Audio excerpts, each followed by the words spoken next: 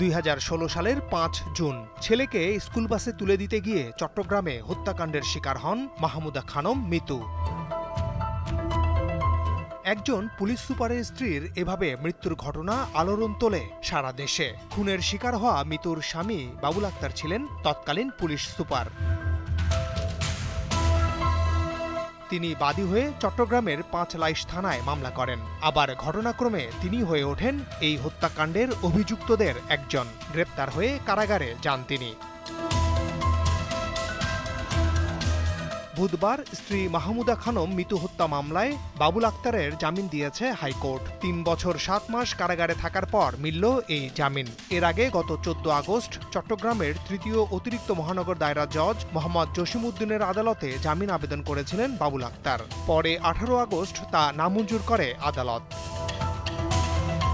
কি হয়েছিল 2016 সালের 5 জুন? 2016 সালের 5 জুন ভোরে চট্টগ্রাম নগরীর জিইসি মোড়ে ছেলেকে স্কুল বাসে তুলে দিতে যান মাহমুদা খানম মিতু। সে সময় তাকে গুলি চালিয়ে ও কুপিয়ে হত্যা করা হয়। এই ঘটনার মাত্র কিছুদিন আগে তার স্বামী এসপি বাবুল আক্তার চট্টগ্রাম থেকে বদলি হন। তিনি ঢাকায় কর্মস্থলে যোগ দিতে যাওয়ার পরপরই চট্টগ্রামে এই হত্যাকাণ্ড ঘটে। ঘটনার পর টানা 3.5 বছর তদন্ত করেও ডিবি পুলিশ কোনো কুলকিনারা করতে পারেনি। পরে 2020 সালের জানুয়ারিতে আদালতের নির্দেশে মামলার তদন্তভার পায় police bureau of investigation PBI.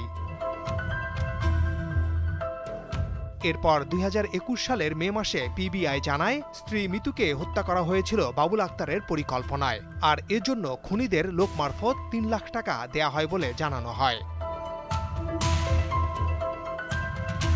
পরে বাবুলের মামলায় চূড়ান্ত প্রতিবেদন দেয়া হয়। তবে পরে বাবুল আক্তারের শ্বশুর অর্থাৎ মিতুর বাবা আরেকটি মামলা করেন, কিন্তু সেই মামলা আদালতে না টেকার পর বাবুলের মামলাটি পুনরুজ্জীবিত হয়। 2022 সালের 13 সেপ্টেম্বর সেই মামলায় আদালতে অভিযোগপত্র জমা দেয় পিবিআই। তাতে বাবুল সহ 7 জনকে আসামি করা হয়। এরপর ওই বছরের 10 অক্টোবর সেই অভিযোগপত্র গ্রহণ করে চট্টগ্রামের অতিরিক্ত মুখ্য মহানগর হাকিম আদালত। এখন পর্যন্ত মিতু হত্যা মামলায় মোট 52 জনের সাক্ষ্য গ্রহণ শেষ হয়েছে। এই মামলায় মোট সাক্ষী 97 জন। 6 মাসের অন্তর্বর্তী জামিনের আদেশ নিম্ন আদালতে পৌঁছানোর পর কারাগার থেকে মুক্তিতে আর কোনো বাধা থাকছে না বাবুল আক্তারের। মাহমুদ শাওন, দীপ্ত সংবাদ, ঢাকা।